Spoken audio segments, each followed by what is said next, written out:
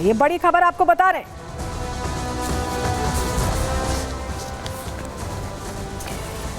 इस बीच आपको बताएं, युद्ध का जो ये माहौल है, बहुत सारे देश साथ आ रहे हैं, तो बहुत सारे देश ऐसे बयान भी दे रहे हैं जो इजराइल को पसंद नहीं आ रहे हैं। इमैनुअल मैक्रों, फ्रांस के जो लीडर हैं, उनकी तरफ से एक ऐसा बयान दिया गया जिससे भड़क गया इजराइल। क्या हुआ उसके बाद हम बताएंगे, लेकिन पहले आपको मैक्रों का वो बयान सुना देते हैं जिससे इजराइल नेतन्याहू गुस्से में है। सुनिए जरा।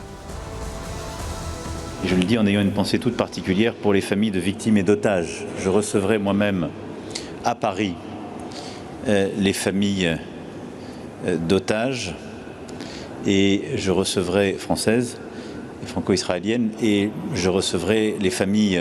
J'ai demandé au ministre des Affaires étrangères de faire une tournée dans la région. Il sera lundi en Israël et recevra avec un message de ma part.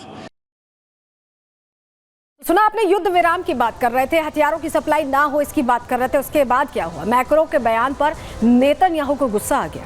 France के राष्ट्रपति मैक्रों पर भड़क गए बेंजामिन नेतन्याहू। नेतन्याहू ने Macron के बयान को शर्मनाक बताया। मैक्रों ने इजराइल पर हथियार प्रतिबंध की बात कही थी, अभी हमने आपको सुनवाया वो बयान। नेतन्याहू ने पूछा कि क्या हिजबुल्लाह पर हथियार प्रतिबंध लगाए जाएं?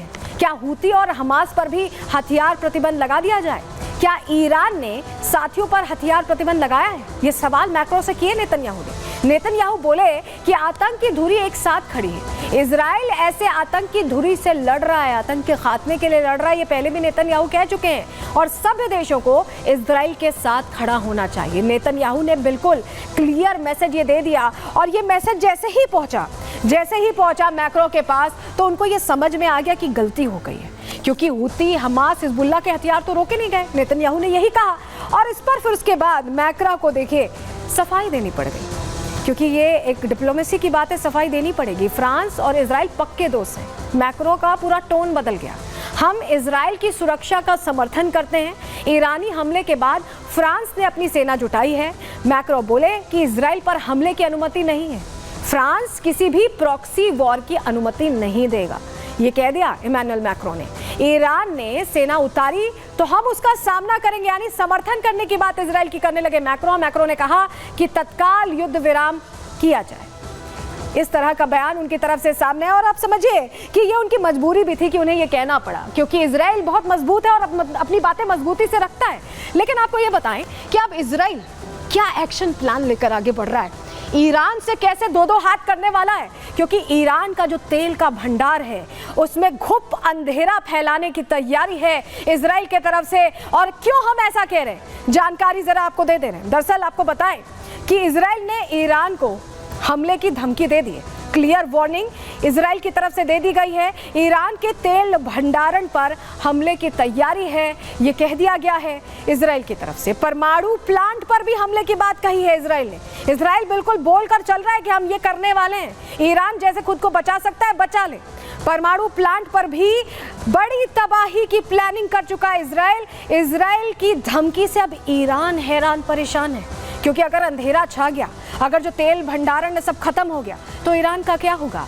इजरायली हमले में तबाह हो जाएगा ईरान, अंधेरा छा जाएगा। जो पैसों की आवाजाही तेलों से होती है सब खत्म हो जाएगा। और इसीलिए ईरान को अब ये टेंशन है कि ऐसा हुआ तो अर्थव्यवस्था भी डूब सकती है, सब कुछ खत्म हो सकता है। ईरान ने युद्ध रोकने की कोशिशें शुरू कर दी हैं। इसके लिए टेंशन इतनी है सुप्रीम लीडर को कि उन्होंने ये कोशिश शुरू कर दी है कि कैसे युद्ध रोका जाए। लेकिन आपको एक बार तस्वीर दिखा देते हैं, जरा तस्वीर आपको दिखाने जा रहे हैं कि कैसे जो न्यूक्लियर प्लांट्स हैं उसको लेकर प्लान ऑफ एक्शन तैयार किया गया इजराइल की तरफ से। ये देखिए इजराइल के निशाने पर ये जो आप मैप देख रहे हैं ना, ये ईरान का मैप है और अलग अलग न्यूक्लियर प्लांट्स इसमें हाईलाइटेड हैं। ये वो न्यूक्लियर प्लांट्स हैं, ये वो एक तरह से तेल के डिपोज हैं जिनको ध्वस्त करने की तैयारी यहाँ पर की गई है इजराइल की तरफ से। और नेतन्याहू ने कह दिया है कि ईरान के हमले का जवाब देंगे, और जब इजराइल कहता है तो डर लगना लाजमी। सुनिए नेतन्याहू को, सुनिए।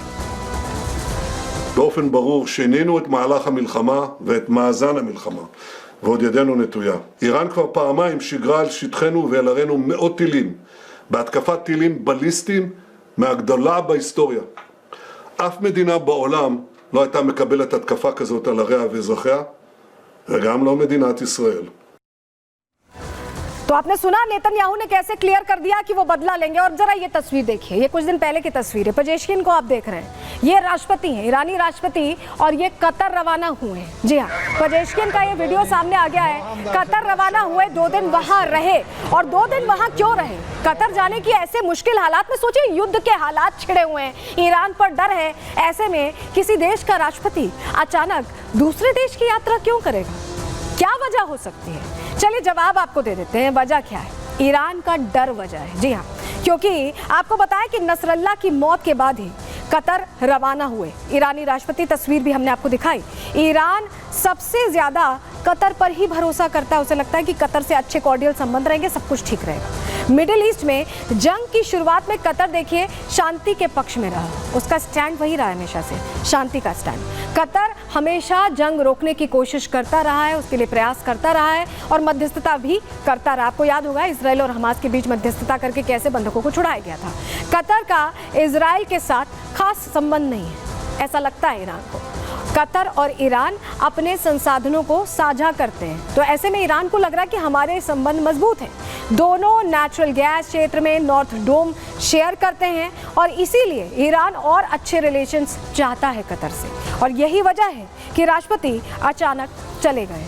लेकिन इसके पीछे ये कहा जा रहा है कि समिट के लिए गए हैं, बैठक के लिए गए हैं। लेकिन आपके सामने एक और ऐसी जानकारी रख रहे हैं जो शायद आपको किसी ने नहीं बताई होगी। आज रिपब्लिक भारत पर प्रहार में आपको बताने जा रहे हैं, क्योंकि शायद आप ये नहीं जानते होंगे। आपको बताएं कि अमेरिका ने एक बड़ा डिप्लॉयमेंट कतर में भी कर रखा है। कतर के साथ बहुत अच्छे रिलेशंस हैं अमेरिका के। अमेरिका के पहल पर ही जो बंधक थे उन्हें रिहा किया गया। और तब कतर ने अमेरिका के कहने पर ही बातचीत करवाई थी इजराइल और हमास के बीच। आपको मैं याद दिला रही हूँ। अब जरा ये देखिए, आपके सामने ये मैप जो हम रख रहे हैं, ये जो आप लोकेशन देख रहे हैं ईरान की, ईरान आप देख पा रहे हैं, कतर कहाँ है? बिल्कुल पास है। लेकिन उसके ठीक नीचे गल्फ ऑफ ओमान है। यहाँ पर यूएसएस ओकिन और आपको बताएं कि यूएसएस अब्राहम लिंकन है। दोनों अमेरिका की शिप्स हैं। और यूएसएस अब्राहम लिंकन तो आपको बताएं कैरियर स्ट्राइक ग्रुप है, यानी पूरा इकोसिस्टम है। उसमें सैनिकों की व्यवस्था है, सबमरीन्स हैं, फाइटर जेट्स हैं, फाइटर हेलीकॉप्टर्स हैं, यानी पूरी लड़ाई की अगर व्यवस्था देखें, समझने की कोशिश करें तो उस अकेले एक कैरियर स्ट्राइक ग्रुप पर वो सारी व्यवस्था है। और अब जब हम आपको बता रहे हैं कि कतर में अमेरिकी सैनिक भी है, तो कतर जाने की क्या वजह हो सकती है? आप समझिए, कनेक्ट करिए डॉट आप, तो आपको समझ में आएगा कि राष्ट्रपति इसलिए गए हैं क्योंकि उनको कतर से उम्मीद है कि अमेरिका थोड़ा पीछे हो जाए तो क्या पता इजराइल थोड़ा ठंडा पड़ जाए। ऐसी कोशिश चाह रहे हैं, लेकिन क्या ये हो पाएगा? आपको बताते हैं। चलिए जानकारी जल्दी से आपके सामने रख देते हैं, क्योंकि पहले भी ऐसा हुआ है। कतर ने बहुत मदद की है और ऐसे में उम्मीद यही कर रहे हैं अब कि शायद और मदद हो पाए। और इसको लेकर अपील भी की गई है, बातचीत भी हुई है, वापस भी आ चुके हैं। लेकिन कुछ हुआ कि नहीं, चलिए आपको बताते हैं जल्दी से। आपके लिए जानना जरूरी है, क्या कतर अब कुछ करेगा? देखिए आपको बताएं, 2008 में यमन सरकार और हूती विद्रोहियों के बीच भी कतर ने मध्य